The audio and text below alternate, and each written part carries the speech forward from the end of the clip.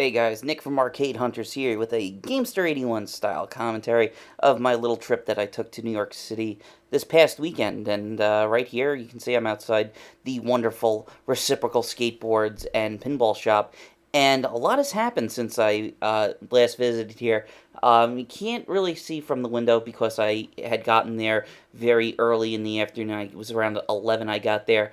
That, yes, right here, you can see it right now. John actually got the other spot open that was actually next door to him. He was telling me that the it had actually been vacant for a few years, and the landlord that he had said that, hey, he would give it to him for a song. So pretty much what he did was, in New York City, the new legal limit for the amount of game machines you're allowed to have before you're classified as an arcade is 9. So now right here, you can see he's got all of the skate decks and stuff like that, and all the clothes are right there where all the games used to be. So now if you go over around here, you can see he's got 9 tables in there, which unfortunately the one Royal Rumble machine he had didn't work. And before I get onto this, I was debating on keeping all the audio in, but it was very loud in all 3 of the places I went to. So you can see here he's got Dr. Dude, that was running really good, coming soon to the Pinball Arcade. Fishtails, hopefully coming soon to Pinball Arcade. Rocky and Bullwinkle, he put brand new flippers and they were working amazing. His Twilight Zone was actually very, very good. And there's the creature from the Black Lagoon that Lyman Sheets beat the crap out of, and of course the Tron Legacy. And over here you can see a guy that you guys probably all know from YouTube, probably from his voice, but not from his face, because he very rarely ever goes on camera. That's Sid, old school NYC gamer, and he's playing the Terminator 3 Rise of the Machines game, which for me is very hard to find on location, and it is a great game because if you guys are fans of the original Terminator 2 pinball that Steve Ritchie did in the 90s, definitely check out Terminator 3. I mean, it is pretty much the same awesome flow where you can keep comboing and stuff like that. And over here, yes, sadly, rest in peace, Mr. Macho Man Randy Savage. When this is the one machine that John doesn't own, this Royal Rumble. It's been a very long time since I played this. Hopefully, the guy that owns it could get it up and running so we could play it. But Sid and I were playing.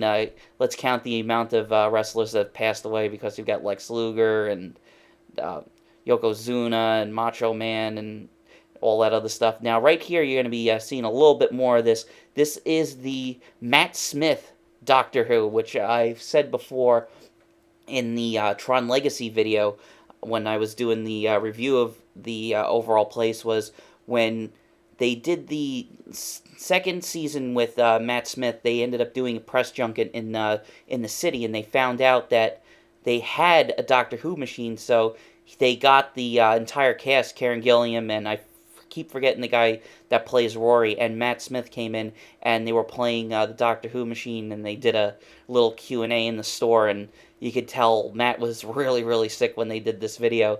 And this game, you could tell, has been loved because it was really, really...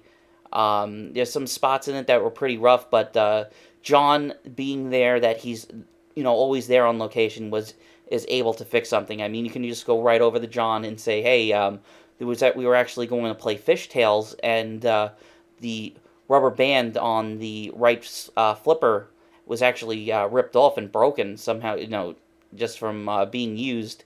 And we were able to just ask John to come over, and then 5 minutes later he fixed it. And that's the great thing about coming to these smaller places rather than, a large arcade where, the pinball is just kind of like, it's a little bit of an afterthought. They will go over and they will fix it right for you and stuff like that. So it's really cool. And his Doctor Who machine, this is the only other Doctor Who machine I've played since I did that video from Papa. This was a very hard machine for me to find. I could not find a lot of Doctor Who in the wild, and this is pretty much the whole reason why I'm a fan of the show now, was I just started playing the game at Papa, the last 2 Papas I went to, and then I saw that they had the entire, pretty much most of the new series on Netflix and some of the old classic ones, and I was able to pretty much get in the show. It's really worth it if you guys like sci-fi. And, the older stuff is a little corny since, they were dealing with very limited budget, but, it's pretty damn cool getting to, we're playing a game that a real doctor played on. I was debating on going to Icon that's coming up in Long Island because the seventh Doctor is going to be there, the one Doctor that's featured prominently on the backlist. So it'd be cool to somehow get a video of him signing the backlist. But I can tell you right now, Sid was taking a lot of videos with his bloggy over there. His video is going to come out a lot better than I did. But we are planning on going back later this month when 2600 comes down from New Hampshire. We're planning on going there and doing a full video with John showing off all the stuff. Now, here's some bonus features. We went over to, this is actually Barcade in Brooklyn, and it's been a very long time since I've been there. And, as I said, unfortunately, I have only an iPod Touch, so I can't turn a light on in there, especially with all the people. It was very crowded on a Saturday night.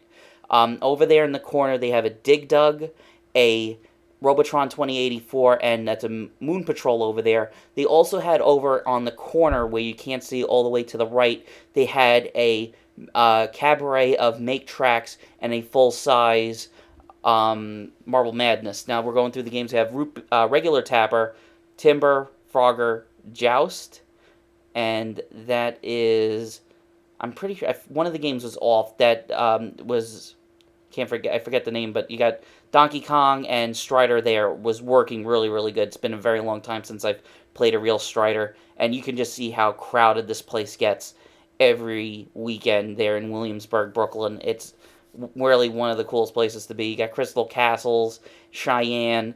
They stick to mostly the 80s and some very early 90s because you'll see they have a Smash TV over in the background. The only two games that didn't work were, there is a Arkanoid there that's in the back, and in the very back there's Gauntlet. Gauntlet was working, but the marquee was off. There was also a Berserk that didn't work, but right here they did more. They have actual tables you can sit at. Some people are having a private party, so everybody's hanging out there. A lot of great microbreweries, stuff that you can get on tap. Mostly old, like Ghouls and Ghosts and stuff like that. Now we're going over here. This, once again, this is the Satellite Lounge, also in Williamsburg. This is about like 4 or 5 blocks away. And the one guy, God, I forgot his name. I'm doing this all off the cuff. Alan, who goes by the name Pinaholic. These are all his games, so he's got about 8 in here. So this is his Roller Coaster Tycoon that he actually just put in there. It was working really, really good. This, unfortunately, you can't see it, but you might be able to see Rudy. That's a fun house. Hopefully he'll get that fixed. Right there, he's got Monster Bash. Thank God he still has it. He's running it on dollars, so it's 3 plays for $2, which, if you're able to find a Monster Bash in the wild that works as good as that one, I'll pay $1 to play that. Right here, he's got the Addams Family, and of course, it's running gold software on it, and it was very nice and clean, really fast, just like how, Addams Family should play. Now, I'm going to swing over here, and you're going to get over to more of the Stern games. They've got the Family Guy here, which is running LEDs, and I could tell a lot of the strobing was going on it, but it was still put together in really good shape. The Stewie Pinball Field worked really good. And you've got Iron Man, and of course Spider-Man. Was all these games are working really, really good. Definitely check them out over at the Satellite Lounge. I'll have links and stuff in the description below, so you guys can go here and check out some places to play pinball and arcade games in New York City. There's still a lot of places that we have to go. Definitely, we're going to try to check out Next Level if we ever go over there. So, once again, I'm Nick from Arcade Hunters. Thank you very much for watching these little collection of videos here from my trip.